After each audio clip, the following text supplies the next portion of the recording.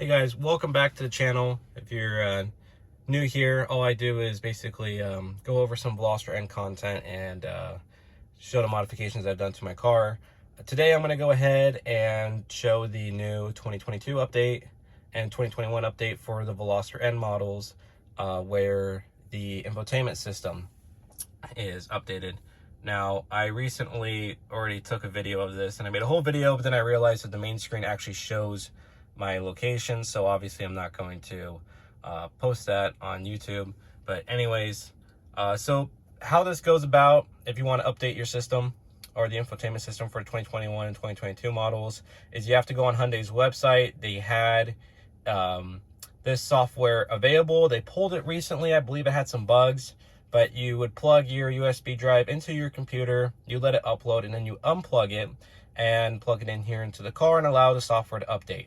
So this is what the screens look like right here. The two main most noticeable differences which I really only click on, are the radio right here, and you can see previously it had the little like lamps, or like the little old-fashioned lights, and it would show the numbers. Now it's just like a regular radio screen. It just shows what station you're on and whatnot. The most noticeably different, obviously, is going to be the N mode, which if we go right here, you can see that the screen's a little bit different. We have some different modes here. We got a circuit, actually, which if we go here, we can see, since I'm located in the US, let's see, we'll go here. We get this to go back, actually. There we go. Supposed to start off on here. It wasn't supposed to start off on the Laguna Seca, but since I clicked into that previously. But here are the racetracks, actually. So like, let's just say this one, for example, Road America. We can actually click into the track, and it'll show like the length and where it's located. I'm not too sure what function this provides. I believe if you're actually at the location, it might mark once you made a whole lap, automatically the lap time might just set itself. I'm not too sure. If anybody actually knows if that's a real thing or not, if you could just put that in the comments. I'm not too sure. It's just guessing here why they would put that in there.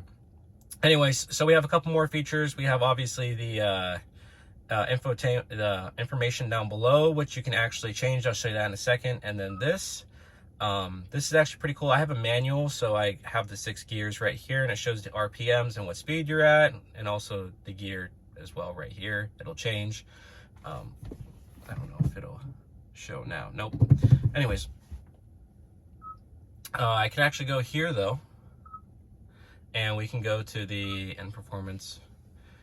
And you can see you have a whole list of stuff that if you wanted to change your main screen out, you could actually do that. If I wanted to change the power, I could click and hold it, and I could just change it for torque, for example. There we go. And most noticeably, obviously, the main difference right here is going to be this. So we'll change that, and I can show you guys what this looks like too.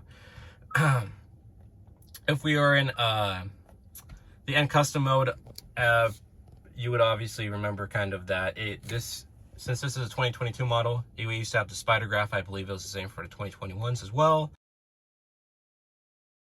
Now it's a little bit different. Obviously, it's just going to be a more simple design.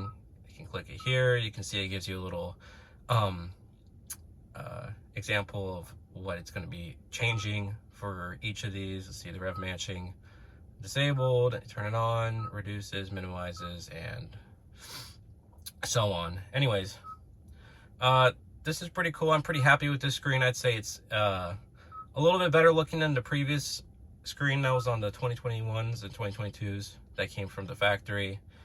If this becomes available again on Hyundai's website, I would really recommend going ahead and taking the time to upload it onto the USB drive, and you let your car run for about, I'd say maybe like half an hour this update took. And you obviously don't want to leave your car and while it's on, but super cool update, really like it. It is a little slow at times, and I will say that the USB drive, I mean not the USB drive, the Bluetooth sometimes takes a couple seconds to hook up onto your phone, but other than that, everything else on here is pretty much the same. If I go here to the setup menu, it just shows pretty much all the same stuff. It's just obviously a different design of how they chose to configure the appearance of it, but this is pretty much it. Thanks for checking out this video, of course, and if you guys had any comments or questions about it, I'm more than happy to answer it, and make sure to like and subscribe.